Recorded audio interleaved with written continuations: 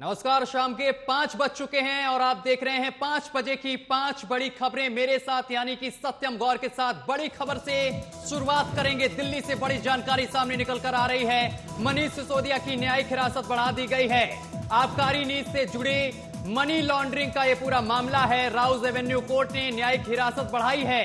सिसोदिया की न्यायिक हिरासत 23 मई तक बढ़ा दी गई है। बड़ी जानकारी इस वक्त की आपकी टीवी स्क्रीन पर, जहां आपको बताते चले कि एक बार फिर से आम आदमी पार्टी के नेता यानी कि मनीष सिसोदिया की मुश्किलें बढ़ गई हैं। एक बार फिर से इनकी न्यायिक हिरासत जो है वो बढ़ा दी गई है। दिल्ली से बड़ी जानकारी, मनीष सिसोदिया की न्यायिक हिरासत बढ़ा दी गई है। आबकारी नीति से जुड़ी मनी लॉन्ड्रिंग का यह पूरा मामला है। राउज एवेन्यू कोर्ट ने न्यायिक हिरासत बढ़ाई है। सिसोदिया की न्यायिक हिरासत अब 23 मई तक बढ़ा दी गई है। बड़ी जानकारी, एक बार फिर से मनीष सिसोदिया को कोर्ट की तरफ से राहत नहीं मिली है। बड़ी और अहम जानकारी इस वक्त की आपकी टीवी स्क्रीन पर, जहां आपको बताते चले कि एक बार फिर से आम आदमी पार्टी की मुश्किलें बढ़ गई हैं, यानी कि मनीष सिसोदिया की मुश्किलें बढ़ गई हैं। एक बार फिर से उनकी न्यायिक हिरासत बढ़ा दी गई है।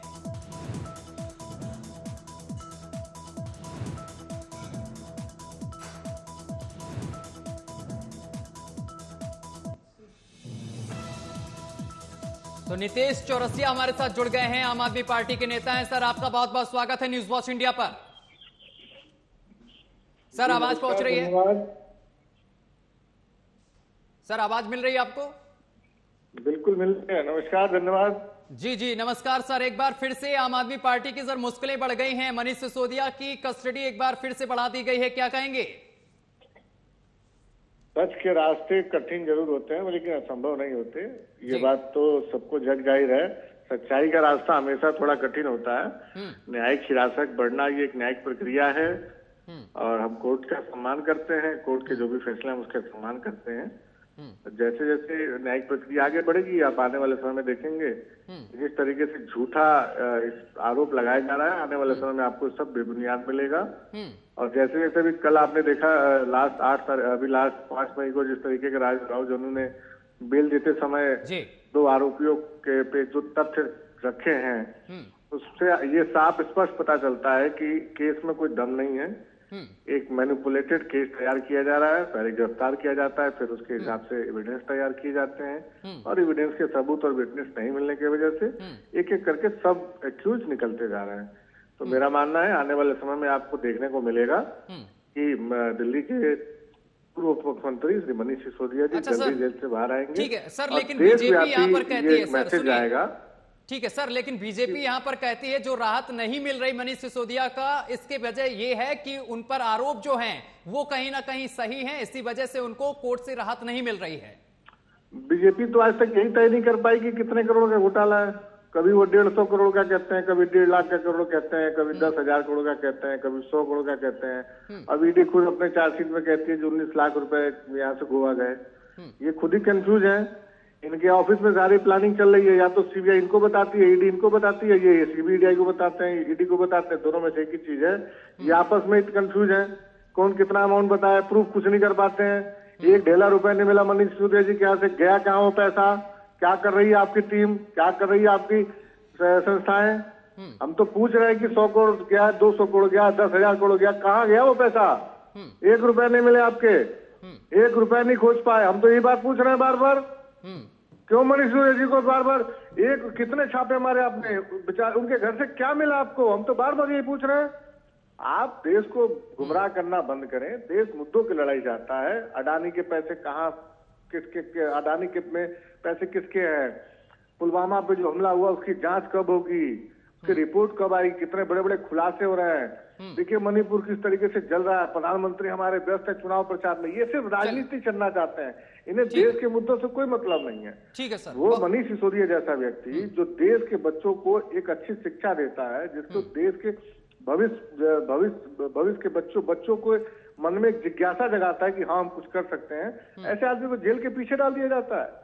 ये कूटनीति है, चलिए राजनीति नहीं है, कूटनीति है। ठीक है सर, बहुत बहुत शुक्रिया आपका हमारे साथ जुड़ने के लिए, तमाम बातचीत करने के लिए। चलिए खबरों में आगे बढ़ेंगे। पूर्व सांसद आनंद मोहन की रिहाई के विरोध में सोमवार को सुप्रीम कोर्ट में सुनवाई हुई है। वहीं जस्टिस सूर्यकांत और जस्टिस जे.के. महेश्वरी की बेंच में इस मामले में सुनवाई हुई है। सुप्रीम कोर्ट ने इस मामले में बिहार सरकार से जवाब मांगा है। कोर्ट ने इस मामले में 2 हफ्ते में जवाब देने का निर्देश दिया है। साथ ही बिहार सरकार को रिहाई से जुड़े रिकॉर्ड देने का भी कहा है। वहीं आनंद मोहन के खिलाफ कोर्ट में दिवंगत AIS अधिकारी यानी कि जी कृष्णनैया की पत्नी उमा देवी ने याचिका दायर की थी। वहीं आपको बताते चले कि उमा देवी ने आनंद मोहन की रिहाई को लेकर बिहार सरकार के कानून में किए गए संशोधन को सुप्रीम कोर्ट में चुनौती दी है। 3 मई को उमा कृष्णनैया ने कहा है कि मुझे न्यायपालिका पर पूरा भरोसा है, वो जरूर इस केस में न्याय करेंगे। उनका कहना है कि जब आनंद मोहन को आजीवन कारावास की सजा हुई तो उसकी रिहाई 15 साल में कैसे हो गई। कोर्ट से अपील की है कि वो मामले पर गंभीरता से विचार करें। दिवंगत AIS कृष्णनैया की बेटी ने भी रिहाई पर तीखी प्रतिक्रिया दी थी। वहीं बिहार सरकार ने 10 अप्रैल को बिहार जेल मैनुअल 2012 में बदलाव किया था और इसके तहत सरकारी कर्मचारी की ड्यूटी के दौरान हत्या को भी सामान्य हत्याकांड की तरह कर दिया गया। पहले प्रावधान था कि सरकारी कर्मचारी की ड्यूटी के दौरान हत्या करने वालों को आपको बताते चले कि रिहाई में छूट नहीं मिलेगी। इस बदलाव के बाद आनंद मोहन की जेल से रिहाई का रास्ता साफ हो गया था। इसके बाद 27 अप्रैल को आनंद मोहन को सहरसा जेल से रिहा कर दिया गया। तो यानी कि इस जो कानून है इसमें ये जो बदलाव हुआ है कि ड्यूटी के दौरान अगर किसी अधिकारी की हत्या हो जाती है तो उसमें यह संशोधन किया गया है कि आरोपी को रिहा कर दिया जाएगा। लेकिन अब इस पूरे मामले को लेकर जो कृष्णनैया हैं उनकी पत्नी ने सुप्रीम कोर्ट में इस आदेश को चुनौती दी है।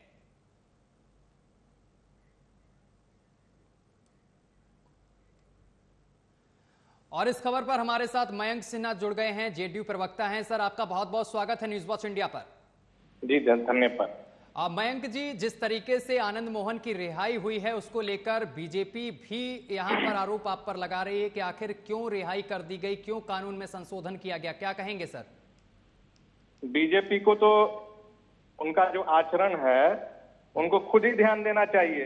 बिल्किस बानो के केस में क्या हुआ था? बिल्किस बानो के केस में प्री मैच्योर रिलीज किया गया उन आरोपियों के ऊपर जो गैंग रेप किए, मर्डर किए, ठीक है, और अपने गिरबान में झांकते नहीं है भारतीय जनता पार्टी के लोग, दूसरे पर आके टीका टिप्पणी करने का आरोप लगाते रहते हैं। हमारी सरकार जो है वो किसी प्रकार का किसी को छूट देने का काम नहीं की है। अगर किसी प्रकार का कोई छूट देती तो बिहार की सरकार न्याय के लिए जानी नहीं जाती। दूसरी बात यह है कि भारतीय जनता पार्टी को जो थोड़ा सा कानून की जानकारी लेनी चाहिए। कोई भी लॉ बनता है, कोई भी कानून बनता है तो उसमें गवर्नर का भी रोल होता है और कॉन्स्टिट्यूशन का 161 article 161 of the constitution of India जाके पढ़ना चाहिए कि जो गवर्नर का पावर है पार्डन के लिए, सस्पेंड के लिए और रिमिट के लिए, तो वो जो है कि करते हैं। तो उनकी फाइल तो गवर्नर ऑफिस में गई होगी ना, वहां से भी तो उनको रिलीफ मिला होगा, गवर्नर साहब ने देखा होगा। अच्छा सर, मयंक सर आप ये बताइए, कृष्णनैया की जो पत्नी है जो सुप्रीम कोर्ट में न्याय के लिए पहुंची हैं और उन्होंने इस याचिका को लेकर उन्होंने एक याचिका भी डाली है, उनको आप क्या जवाब देंगे? देखिए, उनका ये कानूनी अधिकार है और उन्होंने अपने कानूनी अधिकार का इस्तेमाल किया है। उनके तरफ से जो मुझे जो अभी जो वो केस फाइल किया है, उन्होंने प्ली किया है सुप्रीम कोर्ट में, क्रिमिनल रिट फाइल किया है जिसका केस नंबर 2042023 है जी। और उनके तरफ से वकील पेश हो रहे हैं जो सीनियर एडवोकेट है सिद्धार्थ लूथरा और तानिया श्री ने केस किया है जी। तो बिहार की सरकार उसमें अपना जवाब फाइल करेगी, विद्वान एडवोकेट अपनी राय रखेंगे, लेकिन किसी प्रकार का कोई छूट देने का कोई बात ही नहीं होता है। हम तो केस को पढ़े हैं, अभी देख रहे हैं उनका अभी सुप्रीम कोर्ट का अभी जजमेंट, मतलब कि आज का जो उनका जो आया हुआ है, उन्होंने नोटिस किया है बिहार सरकार को, तो बिहार सरकार नोटिस का जवाब देगी। और उसमें इन्होंने पार्टी भी बनाया है, उनको यूनियन ऑफ इंडिया को भी पार्टी बनाया, यूनियन ऑफ इंडिया भी अपना जवाब देगी, बिहार की सरकार भी जवाब देगी। लेकिन आप एक चीज और जानिए कि जो मॉडल प्रिजन मैनुअल है 2016 का, तो कहीं कभी उनसे भी पूछिए कि मॉडल प्रिजन मैनुअल में उन्होंने क्या क्या बोला था कि राज्य को क्या क्या करना है। 184 नंबर पेज है, उसमें पढ़ना चाहिए कि जो उन्होंने बताया है कि रिमिशंस की क्या क्या पॉलिसी है, ठीक है। और उन्होंने गाइडलाइंस दिया है गवर्नमेंट ऑफ इंडिया ने, गवर्नमेंट सारे स्टेट गवर्नमेंट को। तो रिमिशंस की पॉलिसी के तहत ही बिहार सरकार ने अमेंडमेंट किया है, किसी खास सब्जेक्ट के लिए अमेंडमेंट नहीं किया है। सब्जेक्ट यही है कि सबके लिए कानून बराबर है, और इसका जो है कि कॉन्स्टिट्यूशन हमें अलाउ करता है, आर्टिकल 13 अलाउ करता है। तो हम लोग तो कॉन्स्टिट्यूशन संविधान को मानने वाले लोग हैं। ये लोग अभी एक बात बताइए कि आनंद मोहन जी की शादी हुई बेटे की, तो उसमें इनके गवर्नर गए थे कोश्यारी साहब। भारतीय जनता पार्टी से इनका संबंध है। भारतीय जनता पार्टी दोहरा चरित्र, दोगलों की पार्टी है, दोगलों की राजनीति करती है, दो मुंहा बात करती है। इनका चाल चरित्र चेहरा यही है कि कभी कुछ बोलते हैं, कभी कुछ बोलते हैं। चलिए ठीक है, अपनी स्थिति स्पष्ट करें ना कि कोश्यारी क्यों गए थे उनके आनंद मोहन जी के बेटे की शादी में। किसका संबंध है? भगत सिंह कोश्यारी का किसका संबंध है? भारतीय जनता पार्टी से संबंध है। तो भारतीय जनता पार्टी क्लियर करे कि वो किसके साथ है। चलिए खबरों में आगे बढ़ेंगे, बात करेंगे राजस्थान की। राजस्थान के मुख्यमंत्री अशोक गहलोत ने पूर्व सीएम और बीजेपी नेता वसुंधरा राजे को कांग्रेस सरकार के लिए संकट मोचन बताया है। अशोक गहलोत ने दावा किया है कि 2020 में कांग्रेस के कुछ विधायकों की बगावत के वक्त वसुंधरा राजे और बीजेपी नेता कैलाश मेघवाल ने उनकी सरकार बचाई थी। मुख्यमंत्री अशोक गहलोत ने अमित शाह पर निशाना साधा है। गहलोत ने यह भी आरोप लगाया है कि केंद्रीय मंत्री अमित शाह, गजेंद्र सिंह शेखावत और धर्मेंद्र प्रधान ने मिलकर उनकी सरकार को गिराने की साजिश रची। वहीं गहलोत के इस दावे के बाद राज्य में सियासी पारा चढ़ गया है। वहीं वसुंधरा राजे ने कहा है कि अशोक गहलोत 2023 में होने वाली हार से भयभीत होकर झूठ बोल रहे हैं। यह गहलोत की उनकी खिलाफ साजिश है। तो अशोक गहलोत ने वसुंधरा राजे को, मैं प्रदेश कांग्रेस अध्यक्ष था, मेरे पास लोग आए, मैंने उस वक्त कहा था अगर मैं चाहता तो उनके साथ शामिल होकर के सहायता घेर सकती थी गौरव सिंह जी की। वो मैंने कहा तुम ये अनैतिक काम कर रहे हो। वही बात कैलाश मेघवाल ने और वसुंधरा सिंधिया ने कहा कि हमारे यहाँ कभी परंपरा नहीं रही है इस प्रकार चुनी सरकारों गिराने की पैसे के बल पर। ये कहा उन्होंने, क्या गलत किया उन्होंने, क्या गलत कहा उन्होंने। और शोभा रानी ने उनकी बात सुनी, वसुंधरा जी की और कैलाश मेघवाल की। इनके अंतरात्मा ने कहा कि मुझे भी ऐसे लोगों को साथ नहीं देना चाहिए। क्या गलत किया शोभा रानी ने? इतने बड़ी सरकार बची है।